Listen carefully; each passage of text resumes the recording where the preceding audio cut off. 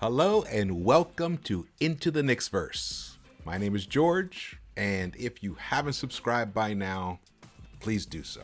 Please do so, and if this is your first time here, please do so. Please subscribe and hit the thumbs up button, because this is a very special evening.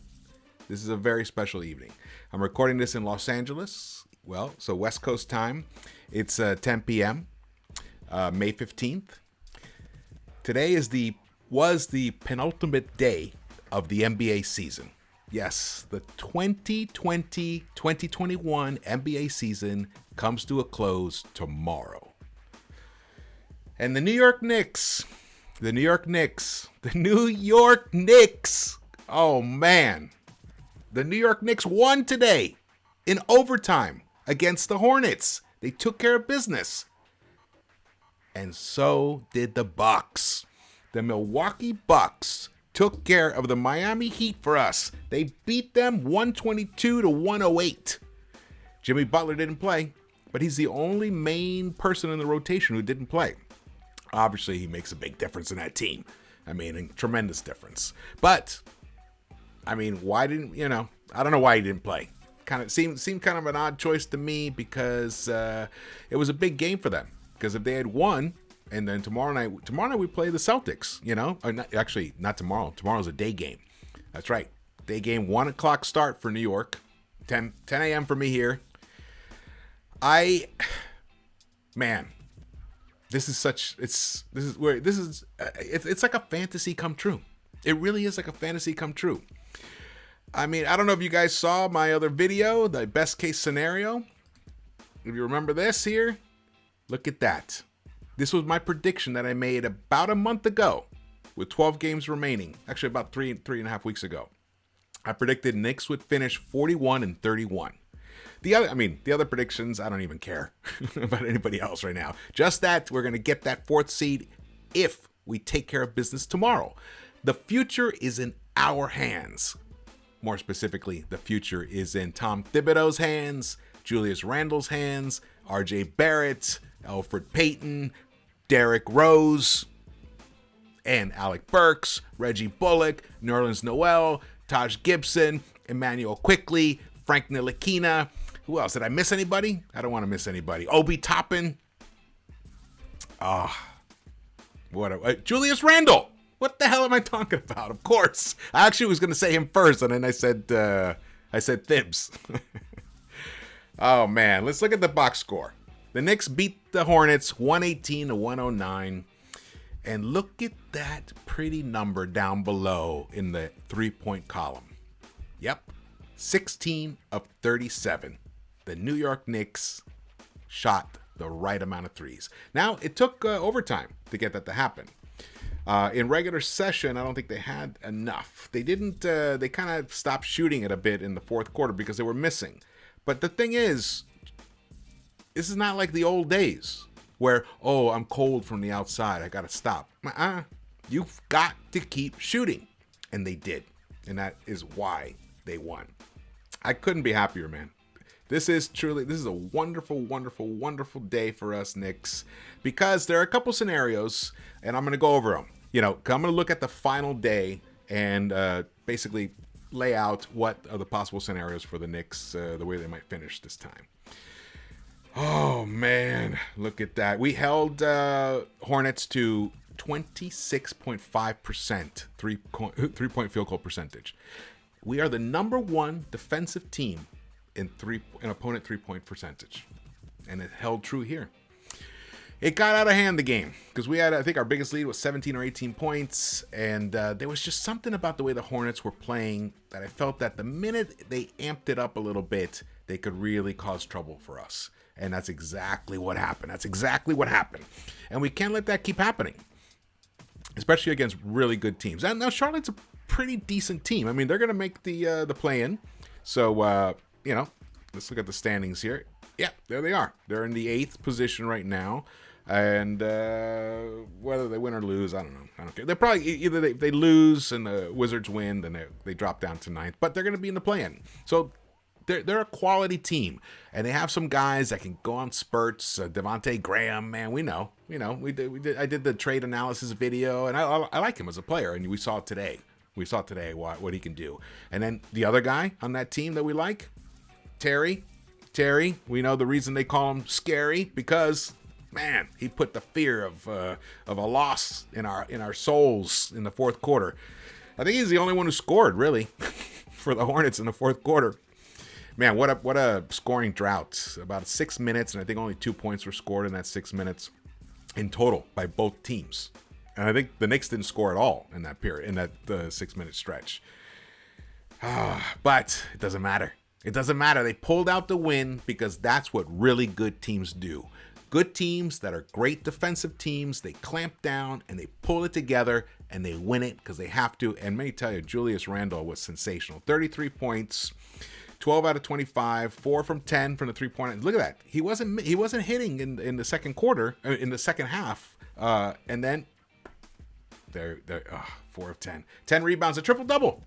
I think this was his 6th triple-double of the season. He won't break Clyde's record, which is 8 for the Knicks. If this was a regular full season, who knows? If he had another 10 games plus after tomorrow, he might have broken Clyde's record. But it don't matter. It don't matter. It don't matter. We won this game. And we won it without even needing R.J. Barrett and Derrick Rose. I was a little worried. I was like, what's Barrett doing on the bench? But you know what? Thibs was probably tinkering. He was trying to find a good formula, and he went with Quickly. And I think he went with Quickly because I think Thibs realized he made a mistake by keeping Quickly on the bench too long in the third quarter. Because Quickly was hot in the first half. He was hot. In fact, all those points, I believe, were all scored in the first half. Those 13 points. I may be wrong, but it was definitely the majority of his scoring was in the first half. But the thing is, he's a lightning bug on the court. He has a decent handle, and he's always a big threat from long range. So it really changes the defensive scheme. And I like Burks out there. Like Reggie again. Reggie was lights out in the first quarter, and then didn't give us anything in the third quarter. Nothing. He finally caught fire again in I believe it was in the overtime. So, but we need more consistency from Reggie. Definitely need that. We even saw Frank Ntilikina came in for, who knows, like 15 seconds or something. But Alec Burks, he kept us in the game. Actually, we gave up the lead. Can you believe that? Can you believe we gave up the lead? That's the kind of stuff that maybe, God, it just, I was like, I almost like took a break and like went outside and didn't want to watch anymore. Because this game was so incredibly important. Because now, like I said before, the fate of their future is in their hands. Wonderful. All right, let's look at the games tomorrow. Which, if you're watching this tomorrow, then it's today. You're probably watching it before today's game, which starts at 1 o'clock for you guys. Okay, so we got the Celtics and the Knicks. And we've got Rockets and Hawks. Hawks are at home, and that's probably going to be a pretty easy game for them. But let's review the Celtics game. It's interesting because it looks like, we know Jaylen Brown's going to be out. Obviously, he's out for the rest of the year. And Marcus Smart is going to be out. Tristan Thompson is going to be out. Kemba is going to be out. And Robert Williams III is going to be out. So that's a lot of players, man. That's a lot of players, a lot of key players. Yeah, they're going to have Tatum, but that's a lot of key players. And we have everyone available tomorrow. So we should be able to win this game. And then that's all she wrote. And the Knicks will finish 41-21. They will finish 41-21. Can you believe that? We already have won more games this season than we won the 2 previous seasons. Yep. It's phenomenal. All right, so let's go. So the Rockets, okay, so here are the scenarios that could happen. This is what could happen. Let's go back to the standings here. All right, so like I said, Knicks win, it's all done. We get the 4th seed. If Miami wins and the Hawks lose, the Hawks still stay the 5th seed. So if they end up tied. If Miami loses, then it's all done there. But here's the odd scenario. Here's the worst case scenario situation. You ready for this? Miami wins, and somehow the Hawks cough this game up to the Rockets, and somehow the Knicks do the same thing and cough it up to the Celtics. And it ends up in a 3-way tie. In that scenario, the 3-way tie scenario, the Hawks get the 4th seed. And Miami gets the 5th seed because they have the head-to-head tiebreaker with us. So we end in the 6th seed. That's only if we lose and the Hawks lose and the Heat win. That's how that happens. But if we win, that's all that, I mean, we got it.